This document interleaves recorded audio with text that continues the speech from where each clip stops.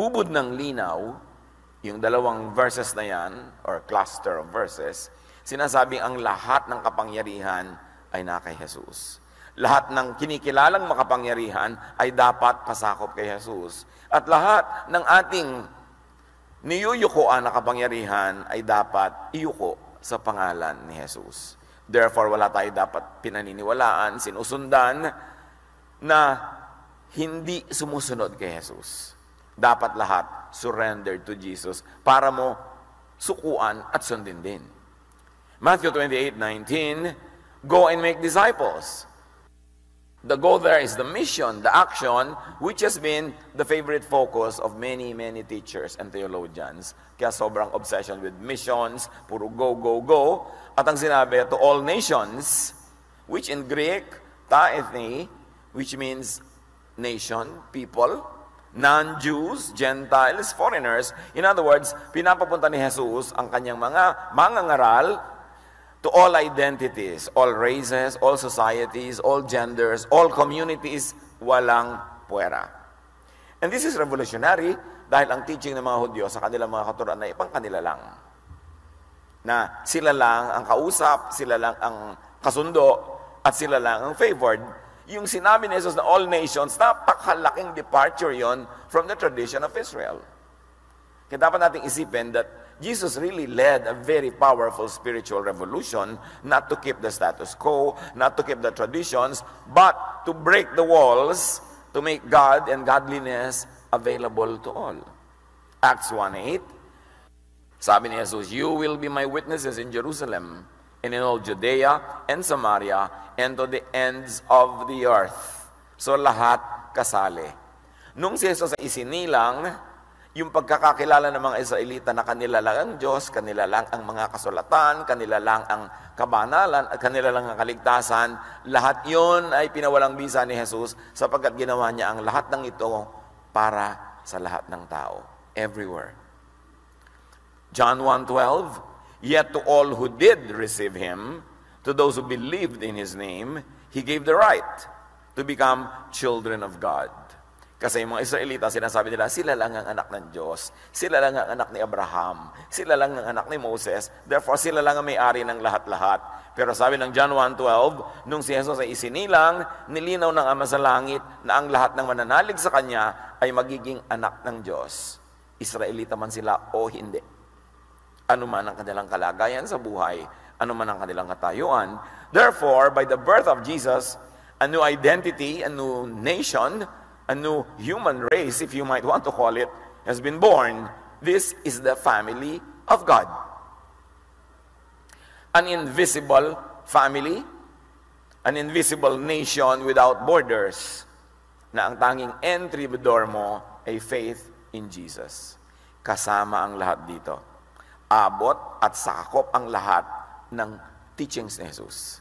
Walang puwera, walang exclusiveness. On the other hand, para ma-appreciate natin kung anong ibig sabihin ng abot ang lahat, sino lang ang sakop ng teachings ni Moses? Kasi yun ang lahat ng contrast. Deuteronomy 5:1-6, tinipon ni Moises ang buong Israel at kanyang sinabi, bayang Israel. So sino ang kausap? Bayang Israel, dinggin ninyo ang kautusan ng mga tungtuning ibinibigay ko sa inyo ngayon. So kanino binigay? Sa Israel. Unawain ninyong mabuti at tuparin ang mga ito. Ang Diyos nating si Yahweh ay gumawa ng kasunduan sa atin sa bundok ng Sinai, hindi sa ating mga ninuno, kundi sa ating nabubuhay ngayon. So nilinaw ni Moses, ito ay para sa inyo specifically, this generation that got out of slavery, kausap kayo ni Yahweh. At sinabi niya, ako si Yahweh ang naglabas sa inyo sa Ehipto at nagpalaya sa inyo mula sa pagkaalipin. So malinaw na malinaw kung sino ang kausap, kung sino ang sakop ng kasunduan at ng utos, Israel na pinalaya mula sa Ehipto. Kung bakit naman sa kasaysayan lahat ng bansa ay sumali sa usapang yon, hindi naman sila yung kausap.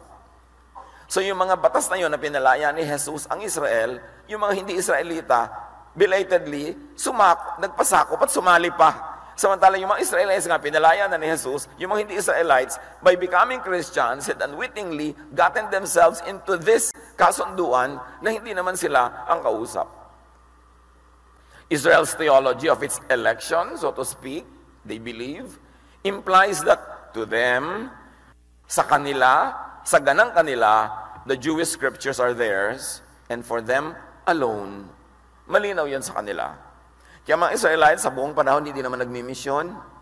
Hindi sila nang kukonvert ng mga tao. Wala silang mga massive global missions. Kasi sa kanila, yung kasunduan, pang kanila lang. Malinaw yun sa kanila. But Jesus gives a new command for all people. At sinabi niya, all these teachings of mine, you have to bring to all the nations. So hindi na niya inilimit ang Israel at ang lahat ng non-Israelites sa teachings lang ni Moses at ang tradisyon ng Israel, kundi pinalitan niya ng kanyang new command at ngayon pinalitan niya ang audience, all of the world. At yun ang kahulugan ng Pasko. Sabi ng mga anghel, peace on earth. Hindi lang peace for Israel, hindi lang peace for a very select few, peace for all nations. As many as received Him, who believed in His name, He gave the right to become children of God. Yung pader na nagkukulong, ikinulong ng tradisyon ng Israel ng mga blessing na pangkanila lang sa kanilang paniniwala, ay binuwag ni Jesus at ang lahat ay pinalalapit sa Diyos sa pamamagitan ng bagong paraan, hindi pagsunod sa mga batas ni Moses, kundi pagtanggap kay Jesus bilang Panginoon at tagapagligtas. And of course, sa Matthew 28, in-include pa yung baptize them. This is another overemphasized portion of the teaching. To the point na pinag-aaway-awayan ng mga sekta kung ano ang tamang dami ng tubig sa pagbabaptize. Pero merong bahagi ng utos na ito at katuruan na neglected ng marami. Yung sabi ni Jesus na, teach them to obey everything, meaning every teaching that I commanded. Yung utos ni Jesus. Sabi niya, pinapupunta ko kayo sa lahat ng lugar at ituro nyo ang lahat ng aking katuruan. Pero in the last 2,000 years, the so-called Christian missionaries have been going on everywhere. Pero ang turo nila, hindi lang turo ni Jesus. Dala-dala rin nila yung turo ng iba, nakahalo ng mga turo ni Moses, kaya nakakalito. Ang sabi niya, teach them everything I commanded you. Hindi niya sinabi yung kinommand sa inyo ni ganito, ni ganyan, ni gano'n. Sabi niya, I, si Jesus. Therefore, yung I na yon is not Moses, is not Peter, is not Paul, is not James, is not anyone else. But this is hardly given attention. At lahat ng turo na ito, pinaghahalo-halo sa teaching ni Jesus. Kaya ang confusion, nag-aaway-aaway mga Christian, nagbabato-batuhan, at lahat naman may mga verses na pangahawakan. Pero ang itatanong mo, yung bang ibinabato mo sa akin, turo ba yan ni Jesus? The teachings of Moses, of Paul, of James, etc. are binding to the Jesus followers when and only when such teachings submit to the teachings of Jesus. Hindi baliwala ang mga katuruan ni Moses, nila Pedro, nila Pablo, lahat-lahat. Hanggat yun ay mga nakasuko sa katuruan ni Jesus. Because remember, Jesus is the name above every name.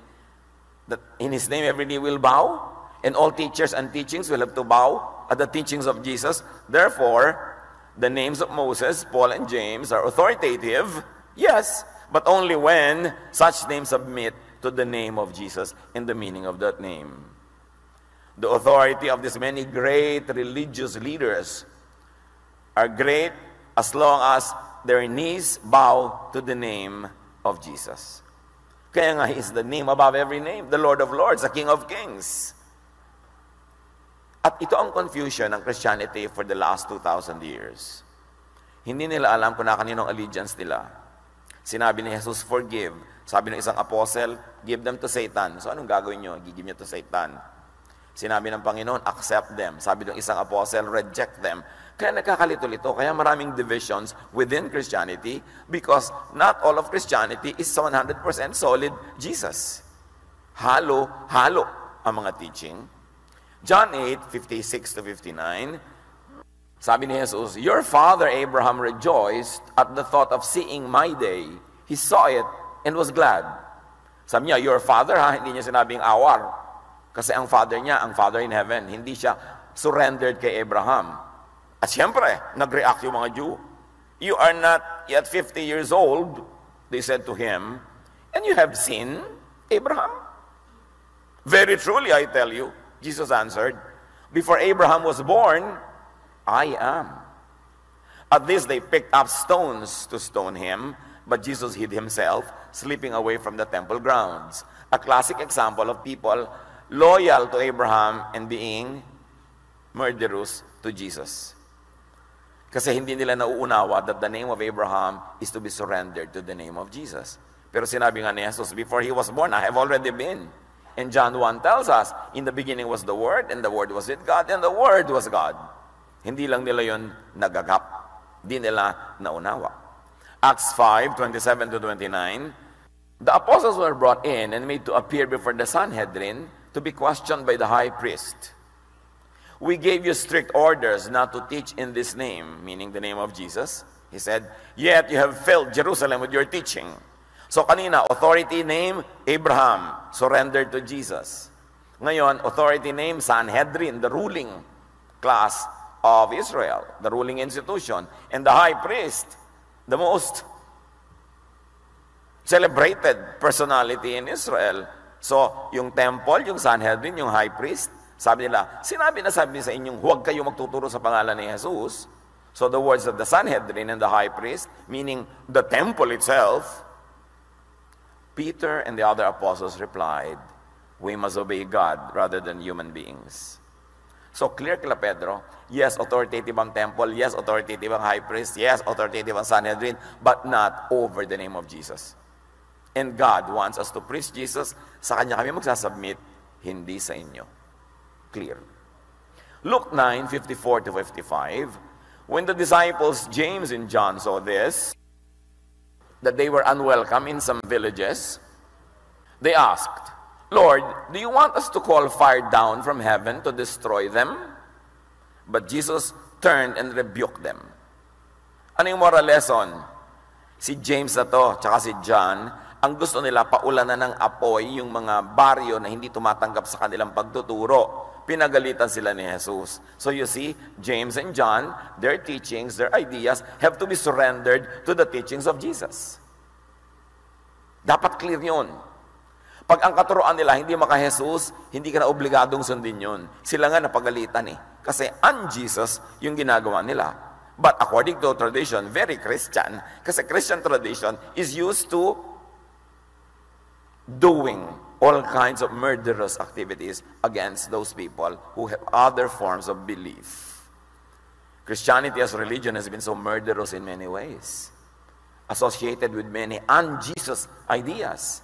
Kaya dapat salain ng lahat ng 2,000 years of Christian history sa katuroan ni Jesus para maging dalisay, maging puro ito uli. Matthew 16:22-23, Peter took him aside, meaning when Jesus said he would go to Jerusalem and die there, and began to rebuke him. Never, Lord, he said, this shall never happen to you.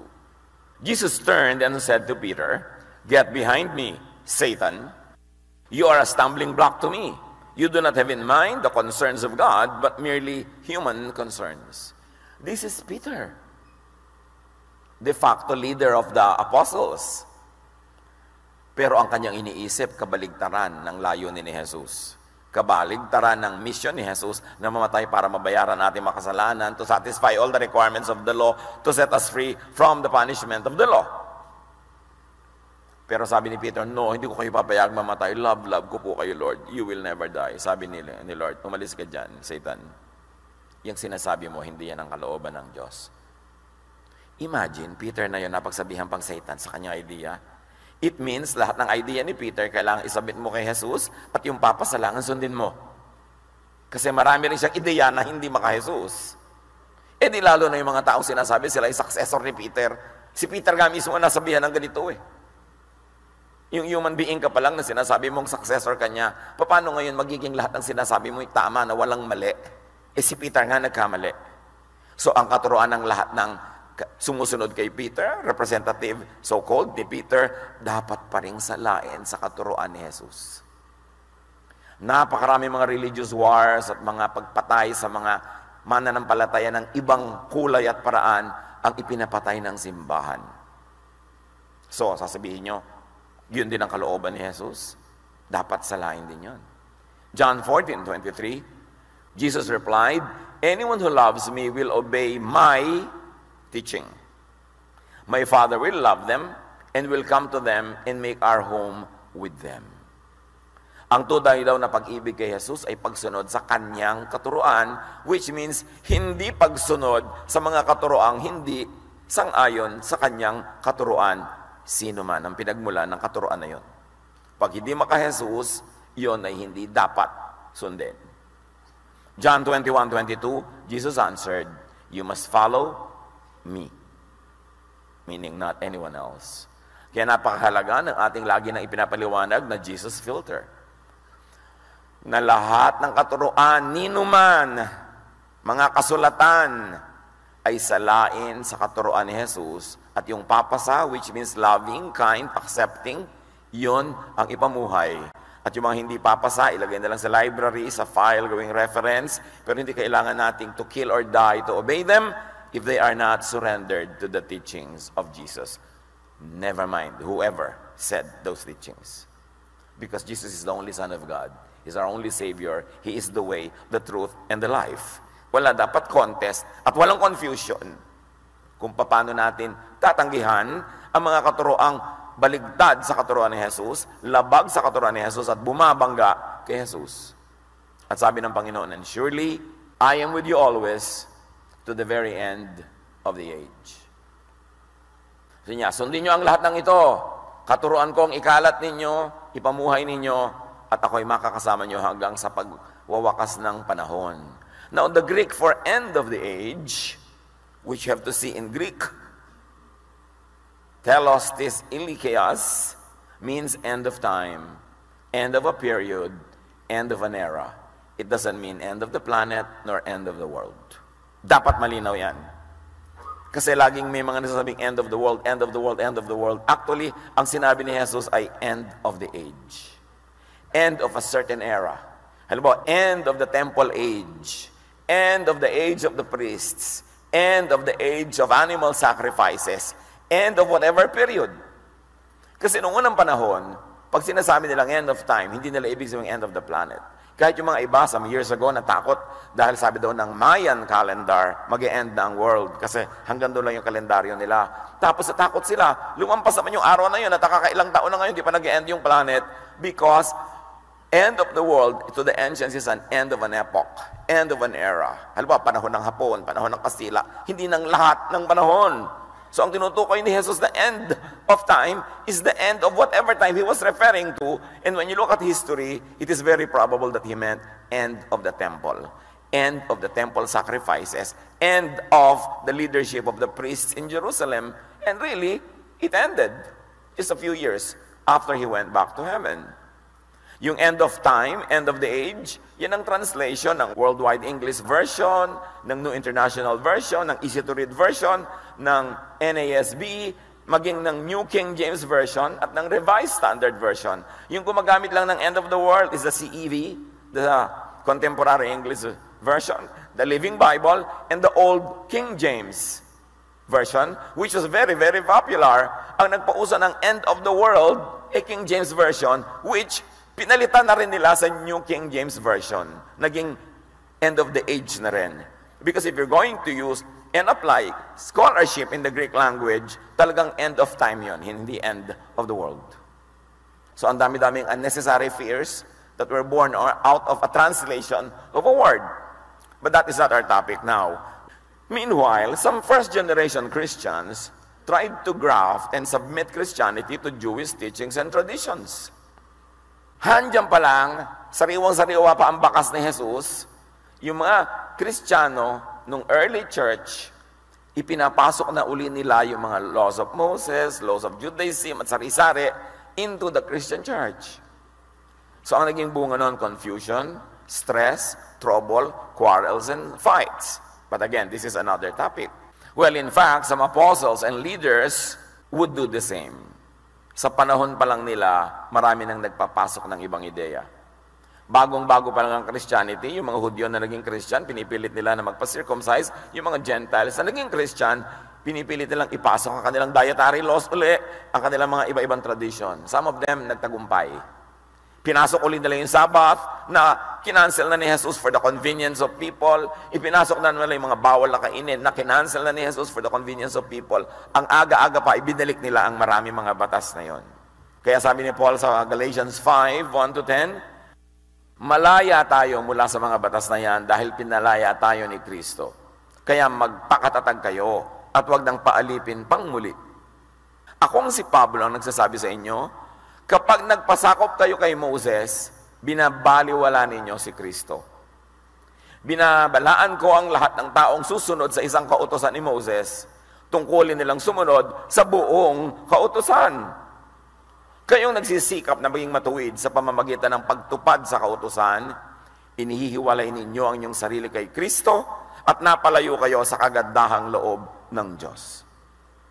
Ubod ng linaw na sinabi ni Pablo. O gusto niyo ng law ni Moses, sige, sundin niyo yung isa. Pero oras na sinundan niyo ang isa, susundan niyo lahat. Ang dami niyan. Because if you fail in one, you will fail in all. So either everything or nothing. And Jesus died to set you free from that law. Why are you trying to go back to it? Kaya sabi niya, iniisdab niyo ang kamatayan ni Jesus, ang pagdurusan niya, ang kanyang pagdugo, ang kanyang pagkakasugat. Pagka ni isa sa mga kautusan ni Moses, ibinalik niyo pa sa buhay niyo. Acts 15, 1-35, sabi ni Pedro, matapos magtalo-talo sila, bakit sinusubok ninyo ang Diyos? Bakit ninyo niaatang sa mga mananampalataya ang isang pasaning hindi na kayang dalhin ng ating mga ninuno at hindi naman natin kayang pasanin? At yun yung mga kautusan na naman ni Moses. And take note, brothers and sisters, 2,000 years of church history, more laws were added by all denominations. Pati haba ng buhok, pati kung anong hairstyle, pwede ba mag-makeup, pwede ba mag-lipstick, gano'ng kahaba ang laylayan ng mga palda, pwede ba magpantalo ng mga babae, ano bang kakainin sa Lord's Supper, may harina o wala, yung bang umaalsa o hindi, sa baptism ba, pwede yung turok, pwede buhos, pwede bang lunurin yan, ang dami-daming idinagdag. Pag member ka ng choir, hindi pwede magpaligaw, gano'n. Kaya yung iba tuloy ay mag-choir. Pagka ganito, pagka ganyan. Ito lang ang version, wala nang ibang tamang babasahin na version. Lahat yan idinagdag ng mga Kristiyano daw. Kaya may pagkakaiba yung Christianity at Jesusness. Kasi sa Christianity, halo-halo pa ang lahat, parang chapsuy, bulanglang, lahat na. Kaya sinasala mo ang matira yun ng Jesusness. Because yun ang teaching ni Jesus. Sabi niya, teach them to obey everything I commanded you. Jesusness, hindi Mosesness, hindi Paulness, hindi Peterness. Bagamat may mga teaching ang Moses, ang Paul, ang Peter na maka-Jesus, hindi sundin yun. Pero yung hindi, dapat ilagay na sa library. Kasi sabi niya, iniwawalay ninyo ang inyong sarili sa kabutihan ng Diyos pag bumalik kayo sa ganyang mga legalidad. Kaya sabi ng Panginoon sa Matthew 28, 18-20, Jesus came to them and said, I am with you always to the very end of the age. Ibig sabihin, huwag niyong kakalimutan, namatay ako para kayo lumaya. So, Jesus is always with us to set us free, to keep us free, very, very important, and to save us from condemnation by the law. Kaya yung mga tao, Kristiyano na, mananampalataya na, punong-puno pa rin ang guilt sa mga kulang nila sa buhay, nalilimutan nila that Jesus already paid for all our sins. Sa takot nila na may umabuso, sa takot nila na mayroong magsamantala doon, ang ituturo na lang nila ulit strictness. Pero hindi na yun, Jesus ha? Moses na yun. Hindi pa talaga natin kaya magturo ng kabaitan ng Diyos, magpapatawad ng Diyos, ng walang panakot, walang blackmail. Hindi ba natin pwedeng payagan ng kapwa natin na mag-enjoy talaga ng rest, ng freedom because of the work of Jesus? Lagi na lang tayong overprotective, natatakot tayo, mag-abuso sila. So, lagyan na lang natin ng mga bawal uli at mga padetal, baka sila umabuso. Pero si Jesus, hindi niya concern yun. Sabi niya, did anyone condemn you? Sabi ng babae, no one, sir. Well, I won't condemn you either. Go and live your life of sin. Pero lagi natin gusto mang-condemn. Gusto natin mang-control. Huwag po kayo magturo niyan. Baka sobrang lumuwag ang buhay nila. Baka sobrang silang mag-enjoy. Pero yung turo ni Jesus ang dapat nating ituro. Yun ang Pasko. Pero kung merong Pasko-Pasko, tapos pinaghalo-halo mo uli yung mga laws na nakakasakal, nakakagilty, nakakapanakot, eh di kalahating Pasko lang yun. Ang tawag lang doon, Pas. Hindi ko naman maintindihan yung mga tao, yung salitang pastor, Pas. Dalawang syllable lang eh. Huwag ka na magtipid, pastor na lang. Pass. Akala ko kung sino yung tinatawag, ako pala, pass. Diba? Tapos ispelin lang yung pastor, PSTR pa. Konting vowel sa lang idadagdag yun, hindi pa buuin. Ang dami-daming mga ganong mga kung ano-anong kaugalian na hindi natin sinusuri. But keep this in mind, Romans set us free. Bible, the book of Romans, Jesus, and even Paul tells us how free we have become.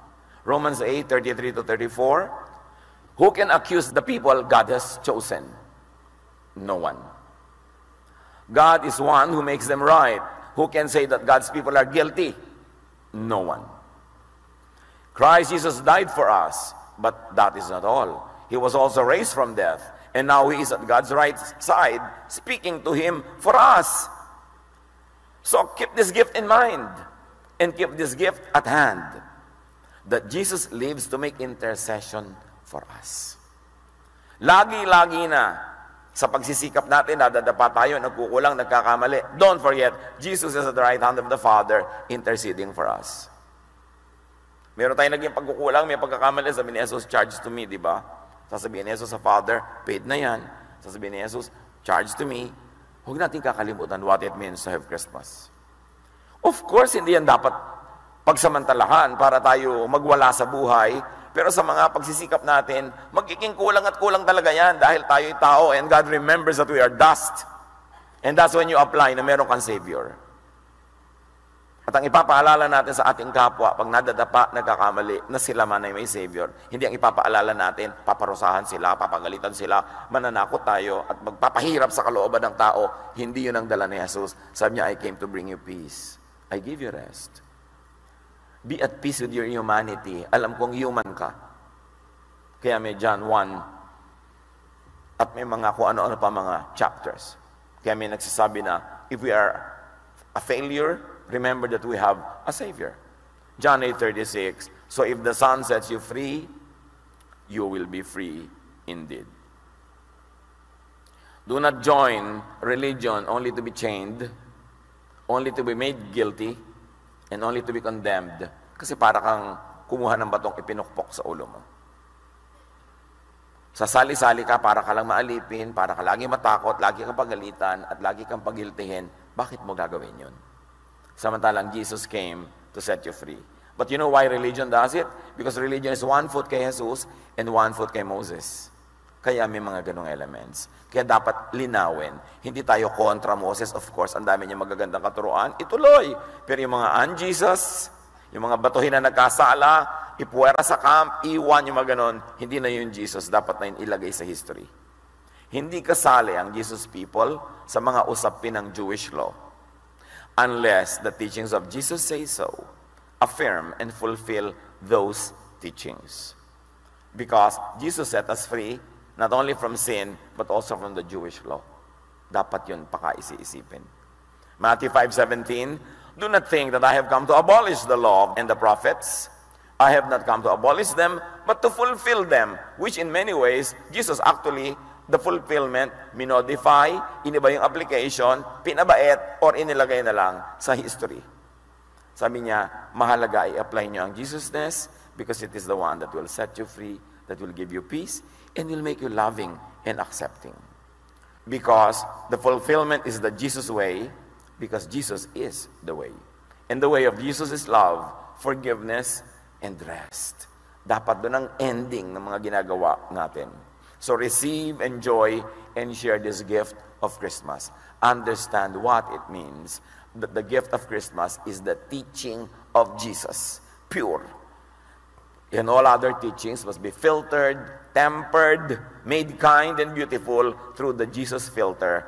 Jesus paid with His life for this. So huwag nating sayangin at makita natin ang ganda ng kahulugan na meron tayong tagapagligtas. At yun ang ipinagdiriwang. Panginoon, salamat po sa diwa ng Kapaskuhan. No matter what date talaga ipinanganak si Jesus, no matter what way this is celebrated, ang ipinagpapasalamat namin, Panginoon, ay mahal nyo kami, sinugo nyo ang iyong anak na si Jesus para iligtas kami sa lahat ng mga unnecessary religious traditions and laws so that we can have a peaceful, kind, and loving life. Pagbulay-bulayan natin ito mga kapatid, ipamuhay at ibigay bilang regalo ngayong Kapaskuhan at sa lahat ng araw. Be with the Lord in silent reflection.